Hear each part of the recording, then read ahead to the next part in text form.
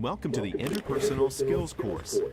Before you dive into the course, reflect on moments of personal and professional interactions where you couldn't quite make the impression you wanted to, or perhaps couldn't relate to the speaker or the context.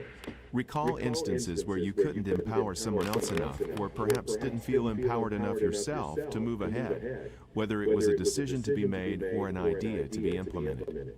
Now take another moment to think of instances that worked out really well. Recall the people you enjoyed working with. What was it that made those interactions successful and left you with positive vibes, an understanding of what needs to be done, and with enthusiasm to move ahead?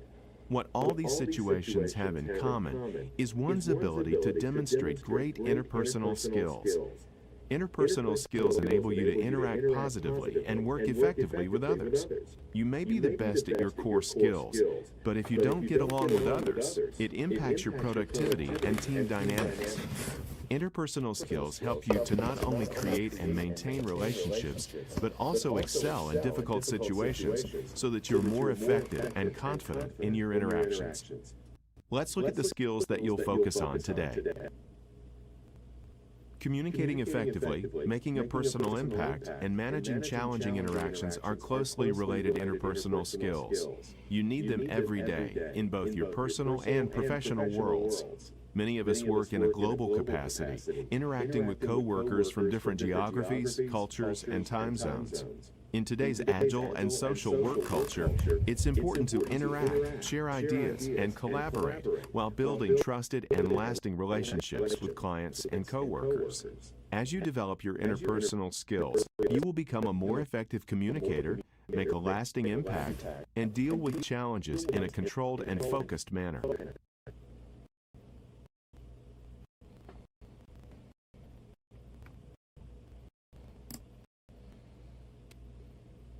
What is your communication style? Are you expressive? Do you often lead the conversation?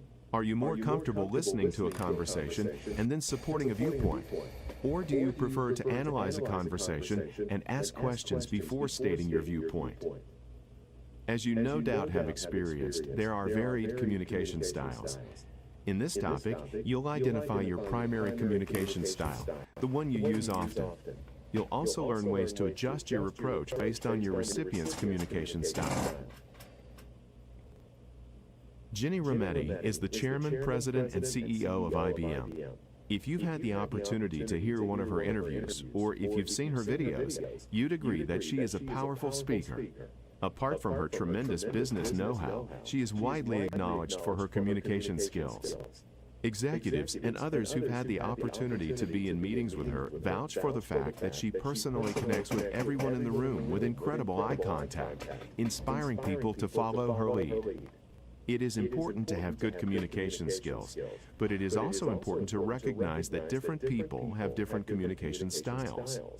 Why is it important to identify communication styles?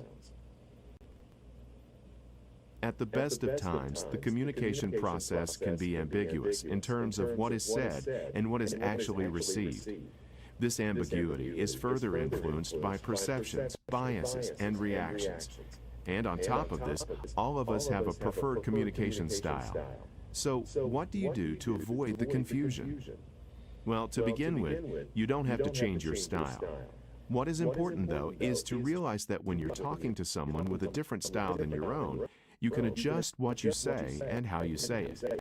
This will help you to avoid accidental collisions when you're communicating with other people.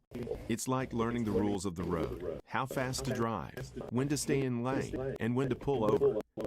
When you understand communication styles, yours and the person you're communicating with, you can improve the quality and effectiveness of your communication.